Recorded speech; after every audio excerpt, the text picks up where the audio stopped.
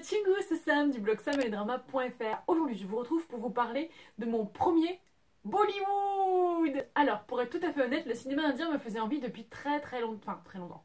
Depuis genre plusieurs mois, un an quoi. Et ça faisait un moment que j'y pensais, ça faisait un moment que je me disais oh j'ai vraiment envie de découvrir cette partie de l'Asie que je ne connais pas du tout. Et en fait je me lançais jamais, enfin je sais pas pourquoi, j'attendais peut-être un déclic. En fait c'est en voyant un avis de Kalyani sur le blog Dramaïque que je me suis dit mais pourquoi pas, franchement ce film me faisait vraiment envie, son avis était très positif, je me suis dit allez je vais tenter avec celui-ci. Le seul petit hic c'est que j'ai été obligée de le regarder en VF parce que j'ai trouvé ni Vosta FR ni Vosta à part en streaming, mais moi je suis pas regardée en streaming parce que ma connexion est RAM. Donc du coup ouais, je l'ai regardé en français. Mais d'un autre côté c'est pas si mal parce que du coup ça fait un pas devant l'autre. Je veux dire que je découvre le cinéma indien en français et la fois d'après je le découvrirai en indien. En commençant Jodha Akbar, je savais pas du tout à quoi m'attendre. Bon, ça semblait être une histoire d'amour. Apparemment, c'était un film d'époque, donc je me disais, ouais, ça peut être sympa, joli décor, joli costume. J'avais pas forcément d'attente et en même temps, j'avais déjà des idées préconçues de ce que j'allais voir. Et je dois dire que franchement, c'est une très belle découverte. Pour moi, Jodha Akbar, c'est vraiment une ode à la découverte, une ode à la tolérance, une ode à l'amour. C'est vraiment un film que j'ai adoré. Et pourtant, il fait 3 heures, donc vraiment 3 heures. Je me suis dit, un film de 3 heures, oh my god, ça va être un petit peu long. Et franchement, c'est passé comme une lettre à la poste. Je l'ai même pas regardé en 2 fois, je l'ai regardé en 1 fois. Non, très bon, j'ai vraiment beaucoup aimé. Alors, vous vous demandez de quoi ça parle du coup.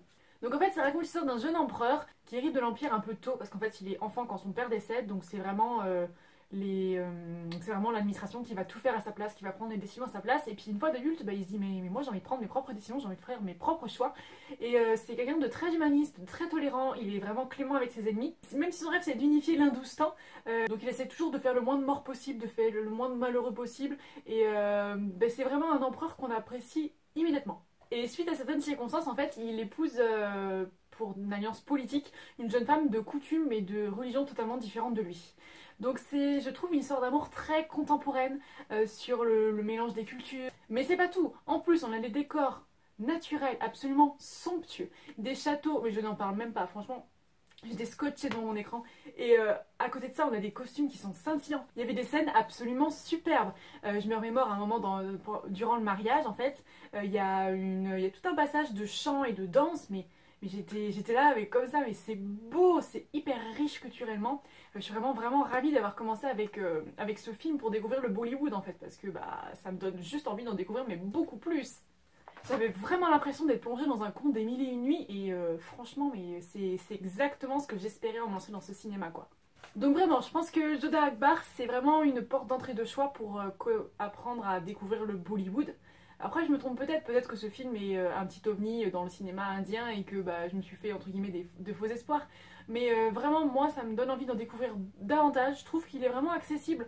En plus comme c'est un film historique c'est peut-être plus facile de comprendre les mœurs, enfin je sais pas trop mais moi j'ai vraiment trouvé que pour un premier film Bollywood c'était carrément une réussite, j'ai adoré quoi.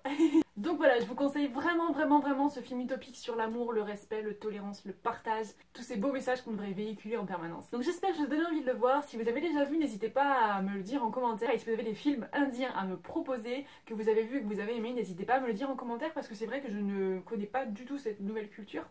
Et j'ai vraiment envie d'en savoir plus, de voir plus de choses. Et puis surtout, si j'ai de nouvelles découvertes, j'hésiterai pas à les partager avec vous. Je vous fais de gros bisous, je vous dis à très vite pour une prochaine vidéo. Bye bye. Sarangi. Popo.